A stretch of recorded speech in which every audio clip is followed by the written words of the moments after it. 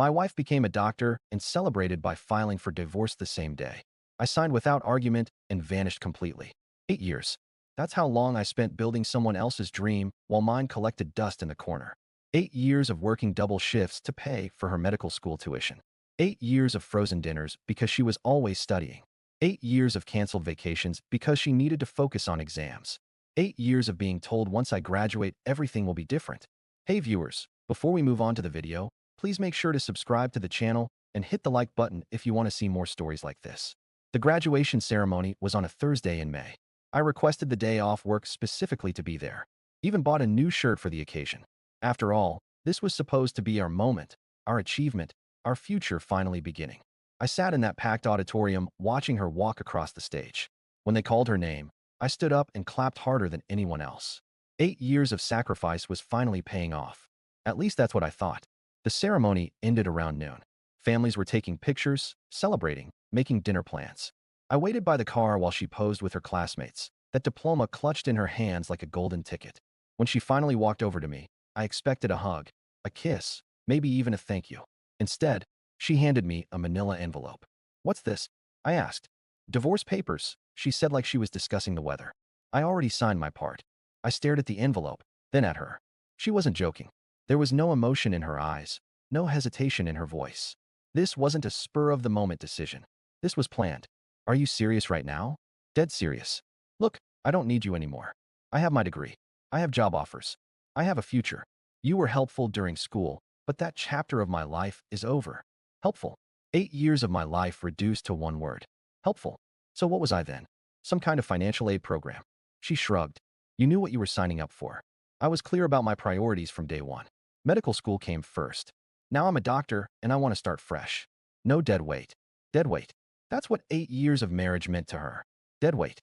Her colleagues were starting to gather around us, probably wondering what the intense conversation was about. Some of them I recognized from the few social events I'd attended over the years. They all knew I was the husband who worked overtime to pay their friends' tuition. I opened the envelope and skimmed through the papers. Everything was already filled out. She divided our assets, claimed the car she wanted, even listed the apartment as solely hers since she'd be making doctor money soon. I was getting the bare minimum the law required. "You've really thought this through, haven't you?" "I'm not stupid. I know what I want." I looked around at her classmates watching us, at the families celebrating nearby, at the woman I'd spent 8 years supporting who was now discarding me like a used textbook. Then I did something that surprised everyone, especially her. I pulled out a pen from my jacket pocket and signed every page without reading the rest. Right there in the parking lot in front of her medical school colleagues. I ended our marriage with the same casualness she'd started this conversation. "There," I said, handing the papers back to her. "Congratulations on your graduation and your divorce." Her mouth dropped open. She'd expected drama, begging, maybe even anger. What she got was efficient cooperation. "Wait, that's it. You're not going to fight this? Try to talk me out of it." Why would I fight for someone who just called me dead weight? I turned and walked away from the car, leaving her standing there with her diploma in one hand and our signed divorce papers in the other. Behind me, I could hear her colleagues starting to whisper among themselves. I didn't look back. I didn't raise my voice. I didn't make a scene.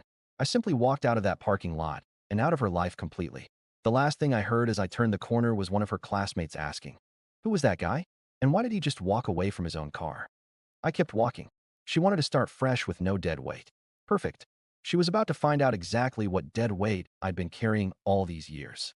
3 days after the graduation parking lot incident, I was gone. Not just from the apartment, but from the entire state. While she was probably expecting me to come crawling back with apologies and flowers, I was executing the most thorough disappearing act of my life.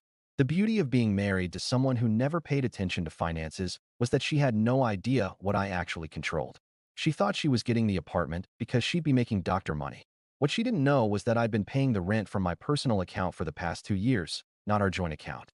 The lease was in my name only. I spent those 3 days liquidating everything that mattered, closed our joint accounts, and moved my half to a new bank she'd never heard of, canceled the utilities that were in my name, transferred my phone number to a new carrier, even canceled the Netflix subscription she loved so much. By Saturday morning, I was loading my pickup truck with everything I actually cared about: clothes, tools, my grandmother's china that she never appreciated anyway, and my collection of vintage records she always complained were taking up space. Portland, Oregon became my destination. Not because I had ties there, but because I didn't. Clean slate in a city where nobody knew my story and nobody would think to look for me. The apartment I found was nothing fancy. One bedroom, 15 minutes from downtown with a view of a parking lot instead of the city skyline. She always talked about wanting, but it was mine. Completely, legally, financially mine. Landing a job took less than a week. Construction management for a mid-sized company that specialized in commercial buildings. The pay was solid, the hours were reasonable, and nobody asked about my personal life. Perfect. Meanwhile, back in our old city, she was discovering the reality of her fresh start. The first sign of trouble came when she tried to pay the rent. Turns out the landlord doesn't accept. I'm going to be a doctor, as legal tender. When the electricity got shut off 3 days later, followed by the internet, she finally understood that I hadn't been dead weight after all. I'd been the foundation. Her text messages started the first week. We need to talk. This is ridiculous. You can't just disappear. I watched them come in and deleted each one without reading past the preview. The calls began during week 2. 27 calls in one day. I let every single one go to voicemail, then deleted the voicemails without listening. If she had something important to say, she could put it in writing through her lawyer. By week 3, she was reaching out to my former coworkers trying to get my new contact information. My old supervisor called to give me a heads up that some frantic woman claiming to be your wife had shown up at the office. I thanked him for the warning and told him I had no wife. Month 2 brought the real panic. She'd apparently tried to use me as a reference for an apartment application only to discover my old phone number was disconnected. She contacted my sister, my parents, even my old college roommate. Each of them got the same message from me. I don't know anyone by that name. The most desperate move came during month 3. She somehow tracked down my new employer and called the main office claiming there was a family emergency. My boss took the message and passed it along. I told him the truth. I had no family emergency because I had no family by that name. He understood completely and quietly flagged her number in their system. What she didn't realize was how much I was enjoying my new life. Portland suited me. The coffee was better. The people minded their own business, and nobody expected me to sacrifice my present for someone else's future. I joined a hiking group that met every weekend, started taking evening classes in project management, even began dating again. Though nothing serious, just rediscovering what it felt like to have conversations that didn't revolve around medical school stress and study schedules. The woman I met at a bookstore coffee shop was everything my ex-wife wasn't. She had her own career as a graphic designer, paid for her own meals, and actually seemed interested in my thoughts and opinions. When I told her I'd recently gotten divorced, she simply nodded and said, "Good for you for knowing when to walk away." No drama, no analysis of what went wrong, no suggestions for counseling or second chances, just acceptance that sometimes marriages end and moving forward is the healthiest option. By month 6, I'd stopped checking if my ex-wife had tried to contact me. I'd built a routine that had nothing to do with her schedule, preferences, or needs. Wake up at 6, coffee while reading the news, work from 7 to 4, gym or hiking after work, dinner with friends, or a quiet evening at home reading. Simple, peaceful mind. The irony wasn't lost on me that while she was probably telling her colleagues about her fresh start as a newly single doctor, I was the one actually living fresh. No dead weight dragging me down. No one treating my contributions as temporary conveniences. She wanted to start over with a clean slate. I'd given her exactly that, plus something she hadn't expected, a completely empty slate where I used to be. 3 years into my Portland life, I was living better than I had in the entire 8 years of marriage. What I didn't know was that 3 years into her medical career, my ex-wife was discovering that reality had a sense of humor. I found this out later through a mutual acquaintance who couldn't resist sharing the gossip. Apparently, her fresh start hadn't gone according to plan. Turns out being a brand new doctor isn't the instant wealth and prestige she'd imagined. Her starting salary as a resident was barely more than what I'd been making in construction, except now she had six-figure student loan debt hanging over her head. Debt that used to be our problem when she needed my signature for the consolidation loans. The apartment she'd claimed in the divorce papers became a financial nightmare within 6 months. Without my income supporting the rent, utilities, and groceries, she burned through her savings before her first residency paycheck arrived. She ended up taking on 2 roommates just to make ends meet, sharing the space she'd been so excited to have all to herself. Those roommates, according to my source, were not impressed when they discovered she'd divorced her husband immediately after graduation, especially when they realized they were essentially subsidizing the lifestyle she planned to fund with doctor money that wasn't materializing as quickly as expected. Her work schedule was brutal, 80-hour weeks, overnight shifts, being on call during weekends. She'd planned to enjoy her newfound freedom. The social life she'd envisioned as a successful single doctor turned into catching naps between shifts and living on hospital cafeteria food and energy drinks. Meanwhile, I was thriving. The construction company I joined had promoted me to senior project manager. My salary had increased significantly, and I was handling some of the biggest commercial projects in Portland. I bought a small house with a decent yard, nothing fancy, but completely mine. No shared mortgage payments, no joint financial planning, no asking permission for purchases. The hiking group had become a core part of my social circle. Every weekend, rain or shine, we explored different trails around Oregon and Washington. I was in the best shape of my life, had a solid group of friends, and felt genuinely content for the first time in years. The graphic designer I'd met at the bookstore had become something more serious. We'd been together for over a year, taking things slow and steady. She appreciated that I wasn't rushing into anything given my recent divorce. What she didn't know was how refreshing it was to be with someone who contributed equally to our relationship instead of treating me like a financial support system. She had her own house, her own car, her own savings account. When we went out to dinner, she insisted on splitting the bill. When I cooked dinner at my place, she brought wine and dessert. When she cooked at hers, I handled cleanup and brought flowers. Everything felt balanced and reciprocal. But back to my ex-wife's situation. The breaking point for her apparently came during her second year of residency. She'd been working a particularly brutal schedule when her car broke down. Major engine problems that would cost more to fix than the car was worth. In the past, this would have been my problem to solve. I'd have figured out the financing, negotiated with mechanics, maybe even borrowed money from family if necessary. Now, she was facing it alone with maxed out credit cards and no savings. She ended up taking public transportation for 3 months before finally qualifying for a loan on a used car with payments that ate up a significant chunk of her already tight budget. The whole experience apparently triggered some kind of awakening about what she'd lost when she discarded her dead weight. That's when the real searching began. First, she tried social media, but I deleted all my old accounts and never created new ones under my real name. Then, she contacted every mutual friend we'd had, but most of them had chosen sides after the divorce, and her side wasn't winning. She hired a private investigator after 2 years of failed searching, even paid him a $1,000 retainer for money she couldn't afford to spend. He found old addresses, previous employers, even tracked down family members who wouldn't tell him anything useful. The breakthrough came when she abused her access to medical databases during her third year of residency. She'd somehow gotten the idea to search hospital employment records across multiple states, looking for my name in construction-related job descriptions. Apparently, she figured I'd eventually need medical care somewhere, and if I kept the same type of job, she might find a trail. It was a long shot that shouldn't have worked, but it did. A routine physical I'd gotten through my employer's health insurance program had created a record that showed up in her search. The hospital was in Portland, Oregon, and the employment listed was with a major construction firm. She'd found me. After 3 years of searching, she finally had a general location and enough information to track me down completely. What she didn't know was that the man she was looking for had evolved far beyond the person she'd discarded in that graduation parking lot. I wasn't the same guy who'd worked double shifts to pay her tuition. I wasn't the same man who'd accepted being called dead weight and helpful. I was someone who'd built an entirely new life without her in it. Someone who'd proven that her assessment of my value had been completely wrong. Someone who'd moved on so completely that her name rarely crossed my mind anymore. She was about to discover that when you throw away something valuable, you don't get to decide 3 years later that you want it back. The call started on a Tuesday morning in March. My phone showed 17 missed calls from a number I didn't recognize. Then the texts began flooding in. I know you're getting these messages. We need to talk about what happened. I made a mistake and I want to fix it. Please just call me back. I deleted each message without reading past the preview. After 3 years of complete silence, I wasn't interested in whatever crisis had suddenly made her remember my existence. The calls continued for 2 weeks. Different numbers now, probably borrowed phones from colleagues or friends. I blocked each one as soon as I identified the pattern. 17 calls Tuesday, 23 on Wednesday, 31 on Thursday. She was escalating, getting more desperate with each day of silence.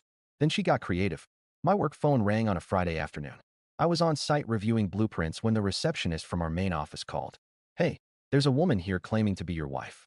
Says there's a family emergency and she needs to speak with you immediately. What does she look like? The receptionist described her perfectly.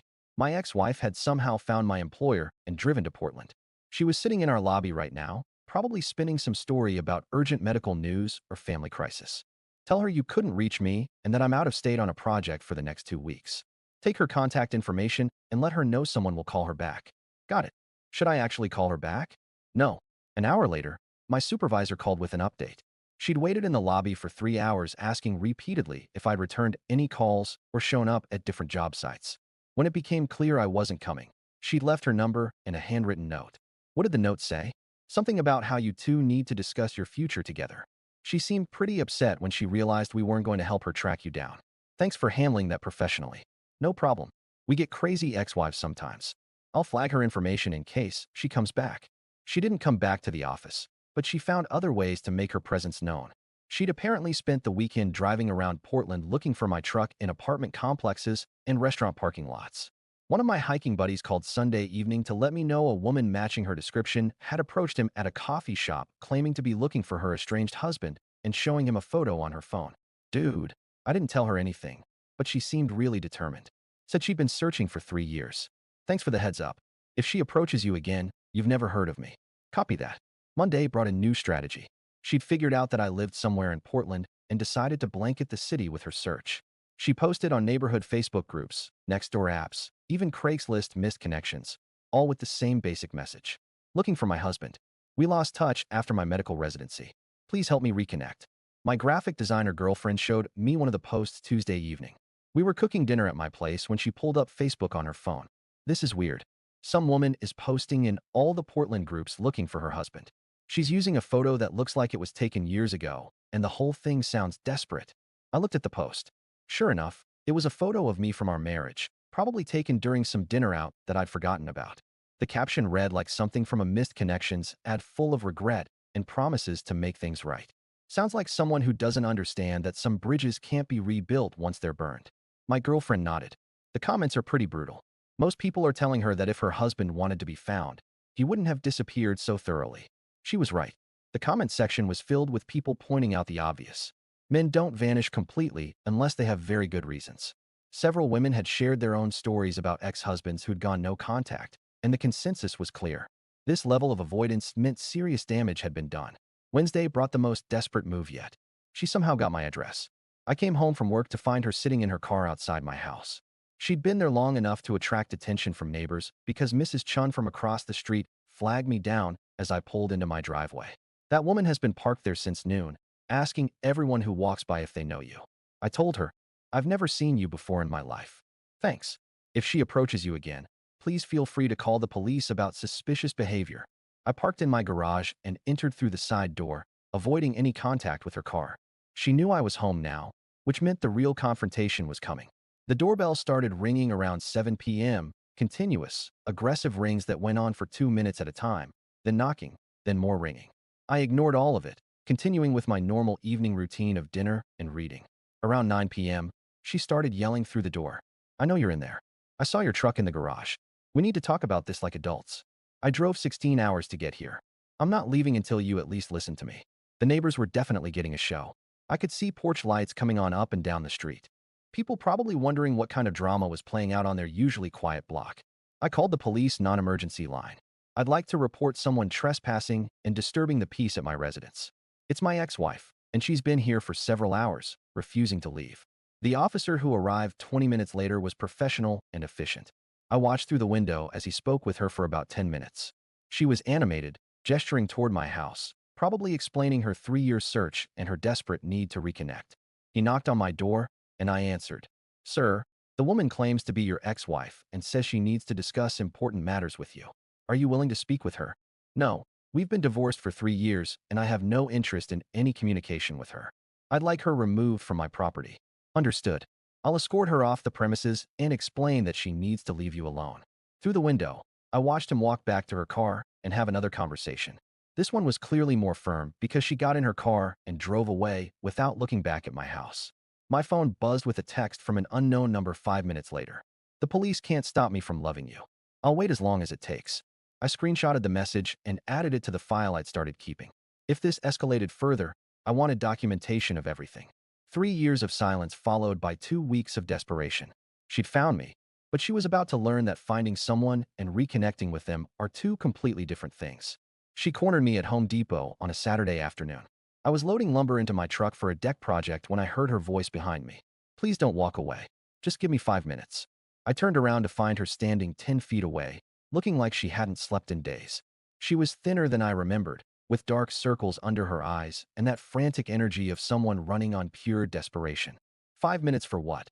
To apologize, to explain, to ask for another chance. I closed the tailgate and faced her completely. You had 8 years of chances. You used them all up in a parking lot 3 years ago. I was stressed. Medical school was overwhelming, and I said things I didn't mean. I've regretted it every single day since.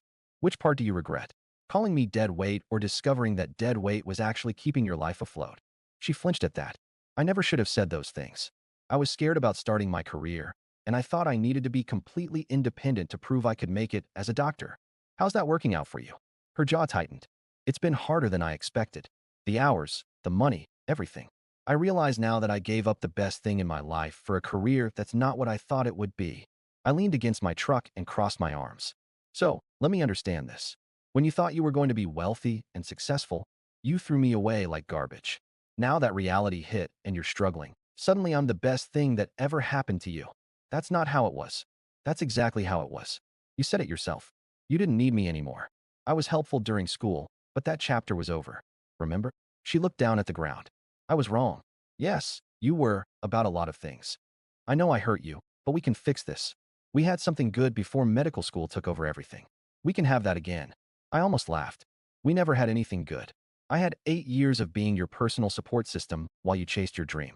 You had 8 years of free financial and emotional labor while you figured out your career. Those are two completely different relationships. That's not fair. Fair? You want to talk about fair?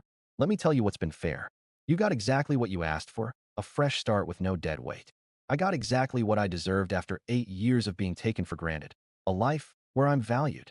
I value you. I always valued you. You valued what I provided. There's a difference. She stepped closer, and I could see tears starting to form in her eyes. I love you. I've always loved you. I just got confused about priorities. No, you didn't get confused. You got honest. For the first time in 8 years, you told me exactly what you thought of me and our marriage. The only thing that's changed is your circumstances. People change. I've changed. Have you?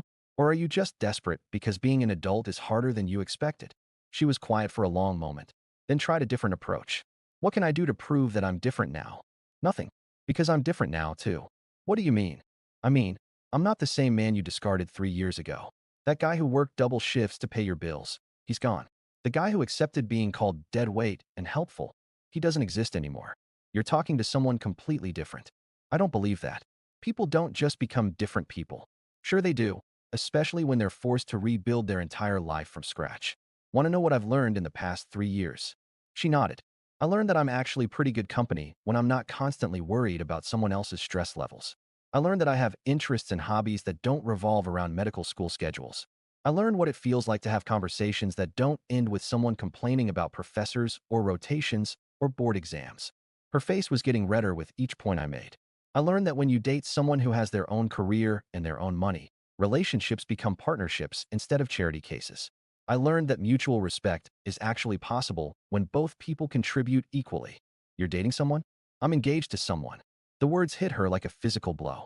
She actually stepped backward and put her hand to her chest. Engaged? 3 months ago. We're getting married in September. But we're still married. No, we're not. You divorced me, remember? Signed papers and everything. Very efficiently handled. Actually, we could still, if you wanted to try again. I don't want to try again. I want to continue moving forward with someone who chose me when she had options, not someone who only wants me back because her other options didn't work out. She was crying openly now. This isn't how this was supposed to go. How was it supposed to go? You were supposed to show up after 3 years, apologize for treating me like garbage, and I was supposed to gratefully accept you back into my life. Yes, no? I don't know. I just thought if I could find you and explain, you thought I'd be sitting around waiting for you to realize your mistake. Like I was just on pause until you decided you needed me again. She didn't answer, but the expression on her face confirmed exactly what she'd been thinking. Here's the thing you never understood about me. I don't wait around for people to figure out my value. When you threw me away, I took you at your word and moved on completely. The man you're looking for remarried someone who appreciates him from day one. I could appreciate you now. Too late. Someone else already does. I opened my truck door and got in. She stood there watching me, probably hoping I'd change my mind or offer some kind of hope for reconciliation. Instead, I rolled down the window and gave her one final piece of advice. Next time you find something valuable, try not to throw it away just because you think you found something better. Most people only get one chance to make that mistake. I drove away, leaving her standing in the Home Depot parking lot with the same expression she'd had 3 years ago when I'd signed the divorce papers. The difference was this time she understood exactly what she'd lost. 2 weeks after the Home Depot encounter, she made one last desperate move. She showed up at my workplace again, this time with a different story. She told our receptionist she was a doctor with urgent medical information about my health that required immediate discussion. My supervisor called me into his office. Your ex is back. This time she's claiming medical emergency. Should I call security? Actually, let me handle this one personally. I walked to the lobby where she was waiting, still in scrubs from what was probably a night shift. She looked even worse than before, like she'd been surviving on nothing but coffee and false hope. Medical emergency? I asked. I needed to see you. And you thought impersonating a doctor with urgent health information was the appropriate way to do that? I am a doctor. You're also a liar. There's no medical emergency, is there? She shook her head, tears starting again. Here's what's going to happen. I'm going to give you two things, and then this ends forever. I pulled an envelope from my jacket pocket. First, this is a restraining order. Any further contact from you, direct or indirect, becomes a legal matter that includes showing up at my work, my home, contacting my friends, or creating fake emergencies. Her hands were shaking as she took the envelope. Second, this is for you. I handed her a wedding invitation. My name and my fiancé's name were printed in elegant script along with the September date and Portland venue information. I want you to understand that I'm not just moving on from you. I've already moved on completely. The life I'm building has nothing to do with the life we had together. She stared at the invitation like it might disappear if she blinked. My fiancé knows about you. She knows about our marriage, our divorce, and your recent attempt to reconnect. She's not threatened by you because she understands something you never did. What's that? That when someone chooses you every day instead of just keeping you around until something better comes along, it creates a completely different kind of relationship. Security had arrived and was waiting nearby, probably called by the receptionist when she realized what was happening. These gentlemen are going to escort you to your car. If I see you again, if I hear from you again, if you contact anyone in my life again, the next conversation will be with my lawyer and the police. She was crying harder now, clutching the restraining order and wedding invitation. I know I made mistakes, but this feels cruel. Cruel would be leading you on, letting you think there was hope, or pretending that 3 years of rebuilding my life could be erased with an apology. This is honest. I love you. I know you think you do, but love isn't something you discover when you're desperate. Love is what you nurture when you have choices. Security stepped forward, and she let them guide her toward the exit. At the door, she turned back one last time. Will you ever forgive me? I already have. That's why I was able to move on completely. She left, and I never saw her again. 6 months later, I married my fiancée in a small ceremony surrounded by people who'd watched me build a new life from nothing. During my vows, I promised to choose her every day, not just when convenient. She promised the same thing back. Sometimes the best revenge isn't getting even. It's living so well that the people who discarded you realize they gave away something irreplaceable. My ex-wife wanted a fresh start with no dead weight. I gave her exactly that and built something better than anything we'd ever had together. She got what she asked for. I got what I deserved. We were both finally free. What do you think about this story? Let me know in the comments, drop a like, and don't forget to subscribe for more real-life stories.